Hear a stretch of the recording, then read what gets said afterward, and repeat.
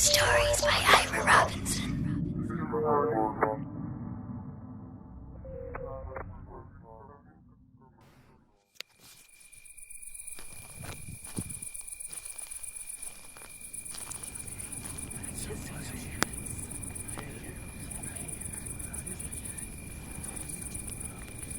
The trouble with giving people the freedom of choice is sometimes they make the wrong one. It was just another election in another year that most people paid no attention to.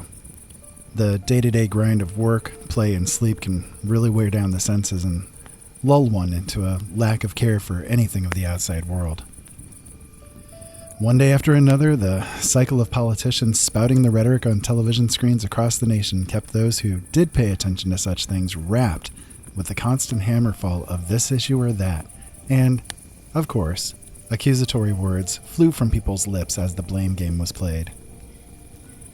Dirty tricks and dirtier politics made the headlines as this revelation or that came out about the electees, and one after another they dropped from the races they were in, crying foul and taking no responsibility for their actions or their constituents that they let down. Oh, they'd come on the stage of the nation's media, carting their dutiful families in tow, including the wife who shed tears as she looked with forgiving glances at the husband who betrayed them, while promises of doing better for my family drifted from their tongues. Those kept the people of the nation the most intrigued. After all, the media itself lives by the adage of sex sells, and if it bleeds, it leads. They were always pros at making sure those scenes played out for the masses, one cavalcade of smut and aggression after another. People tired of it, of course, and as the weeks became months, the constant drumbeat of hateful talk and baleful would-be tyrants, the amount of those who could keep up interest dwindled considerably. When it was only weeks away from that final moment, the day on which the die would be cast and the chosen ones would make their way down the streets in parades, something new came on the scene. Something that would alter everything we knew and held dear. Something that would force a choice that we can never go back on. Maybe it was one politician too many spewing hateful rhetoric. Maybe it was done on behalf of a giant conspiracy that wanted to change the world in their own way. No one really knows for sure, and by this time I suppose it really doesn't matter. It was such a small spark, a tiny echo, that became a storm that destroyed everything we knew and changed us all. For the better? Well, that has yet to be seen. It happened in Chicago. Have you heard of it? Maybe. I know there's whispers of the old name sometimes in the dark, people telling stories of how things used to be. Some years before all of this began, a bomb had gone missing. Oh, this wasn't just any bomb, dear one. It was something massive.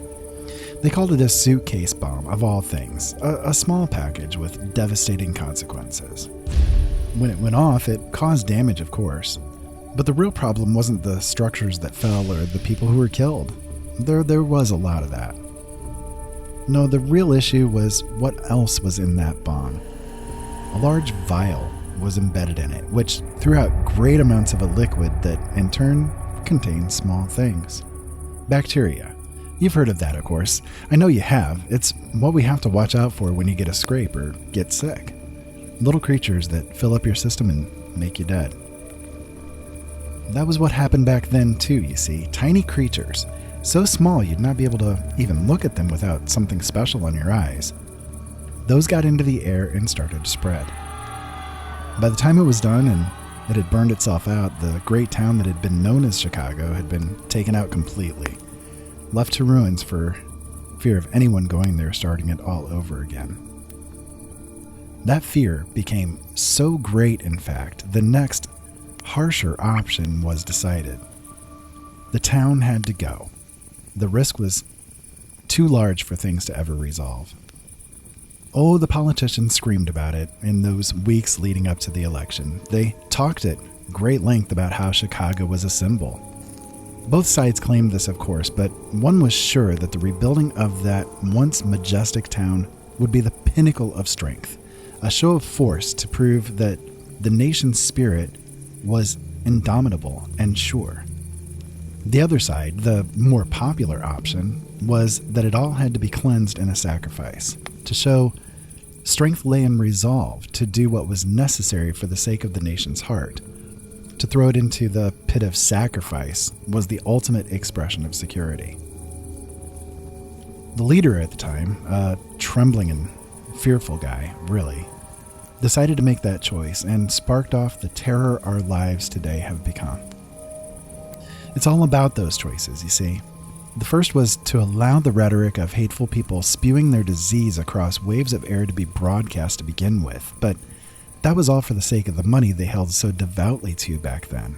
People sat in their chairs and watched the flickering images, all while advertisements for one stupid product or another danced across the screens in between, and the cash registers churned out more money to give more luxury to those who already had it all.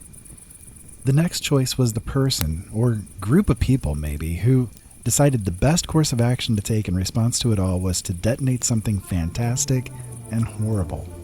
The culmination of all of mankind's dedication to the god of science. Choice. Sometimes the wrong choice is the only one, especially in a world gone mad, drunk on its own blood and iniquity. The other nations saw the fall of Chicago and the subsequent detonation of another device in its center to eradicate any trace of what might be left hidden in the ruins as a sign of the bleeding out of the country. They'd been waiting a long time to see her limping, the smell of blood high in the air, too much for their ravenous hearts to resist.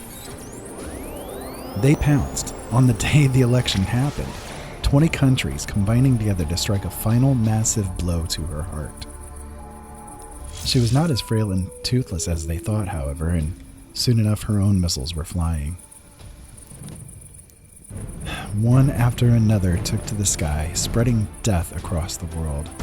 Oh, and the nation wasn't the only one to take part in this choice. No, many others did too.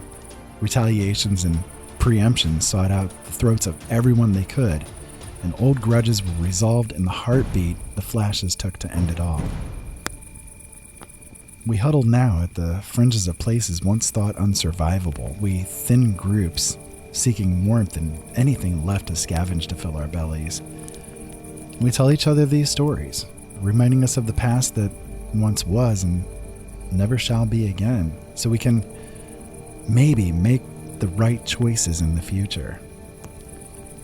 Now you, my child, are my own choice, bringing you here into this circle of the light of the fire to talk about what our fathers did to us, and someday you'll have to make your own choice of telling your child.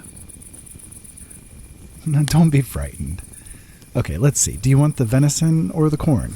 There's not much left of either, but we'll see what more we can find tomorrow.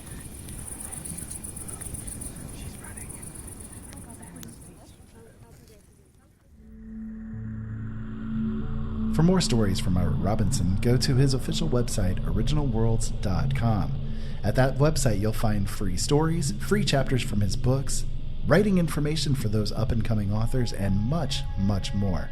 That's originalworlds.com. Thank you for listening.